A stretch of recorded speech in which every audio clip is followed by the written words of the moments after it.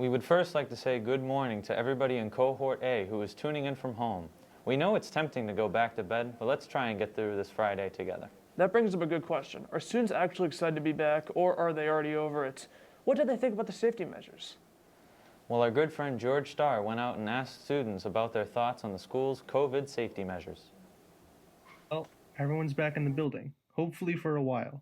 This time around, we have safety precautions in place to ensure the students and staff alike safety. Split classes, social distancing, required face masks, and sanitizing stations in every classroom. Students only go to the school 2 days a week, and all students are home Wednesdays for school cleaning, as everyone already knows. With all these safety measures in place, do students truly feel safe in the building?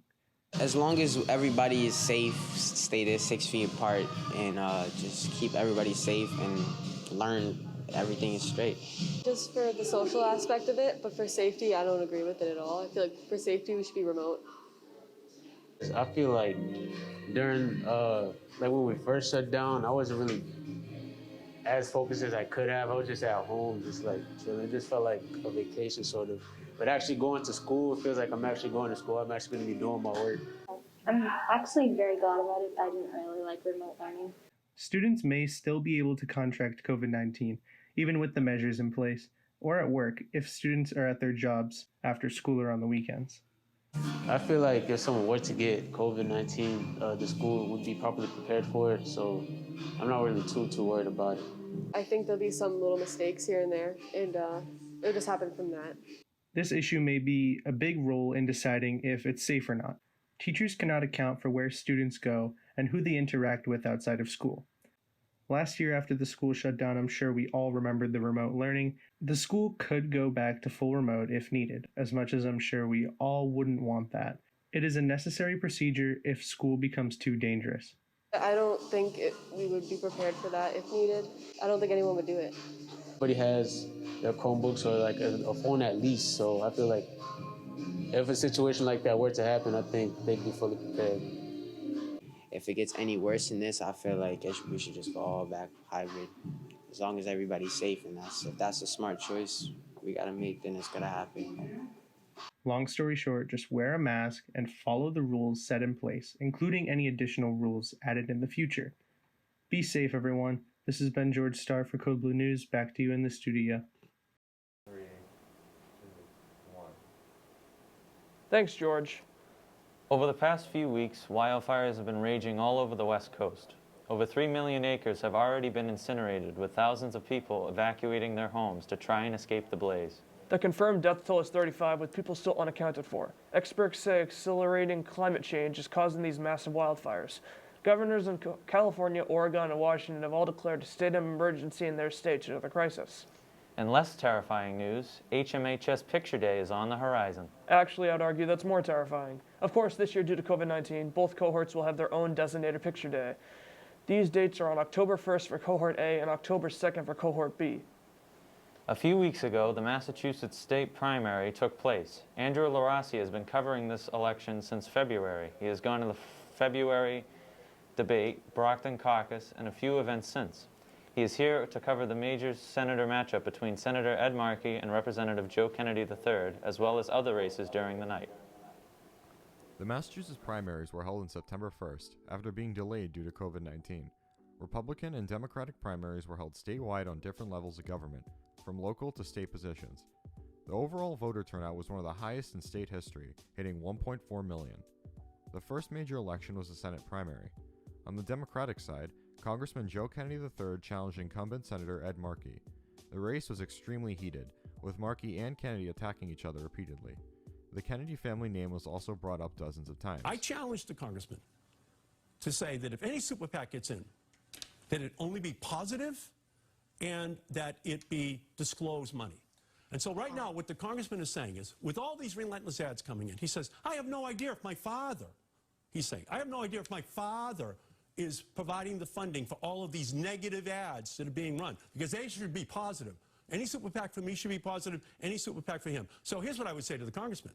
I'm sure your father's watching right now. Tell your father right now that you don't want money to go into a super PAC that runs negative ads. And just tell your twin brother and tell your father you don't want any money to be spent on negative ads in Massachusetts in 2020 in the era of Donald Trump. Senator, respond. I've said that multiple times. Have you told your father that? I've said that publicly multiple times. Have you said it to your father? Publicly. Have you said it to your father? Publicly, Senator. Tell your father you Senator, don't want the money to be spent on negative ads. Kennedy led in polls until August, where Markey took back the lead in multiple polls leading up to the primary. About an hour after polls closed at 8 p.m., multiple pundits called the election for Markey, with Kennedy calling Markey to concede shortly after.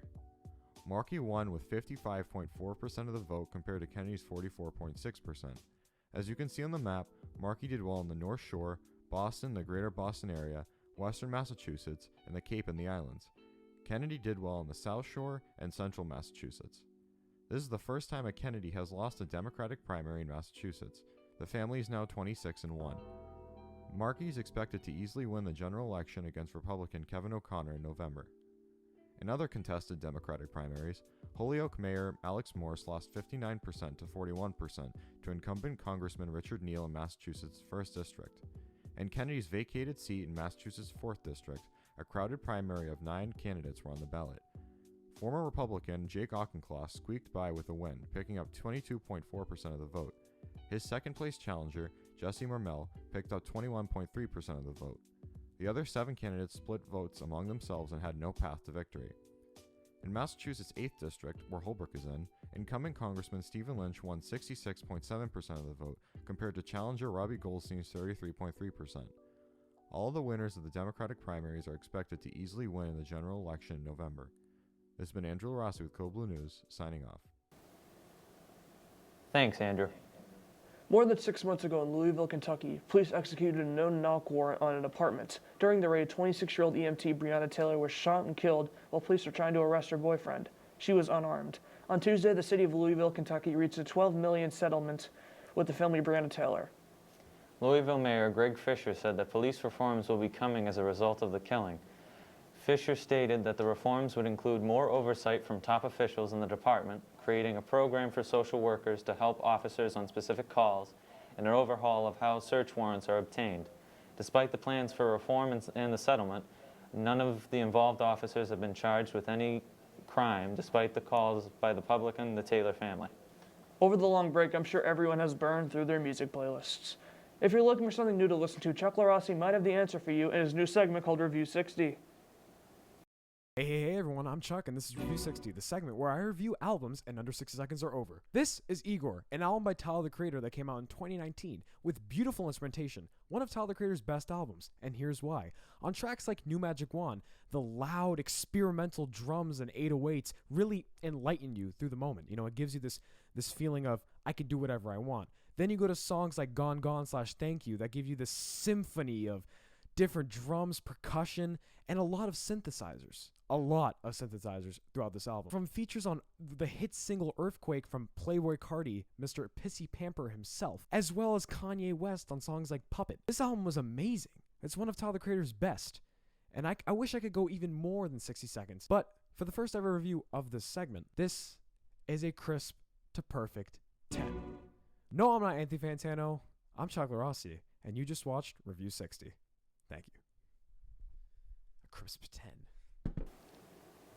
Thanks, Chuck. Over the summer, a good amount of students has finished their summer reading. As Principal Stevens told you last week, those students will win a $50 Visa gift card if they're drawn. We have the students' names here, and we're going to draw them to see who wins. Let's pick them.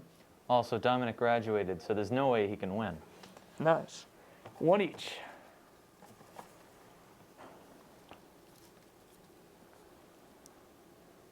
The first winner is grade 7, Matthew Duda. And the second winner is grade 7, Katie Nguyen. That's all for this week. I'm Matt Messina. And I'm Joe McLaughlin. See you next Friday.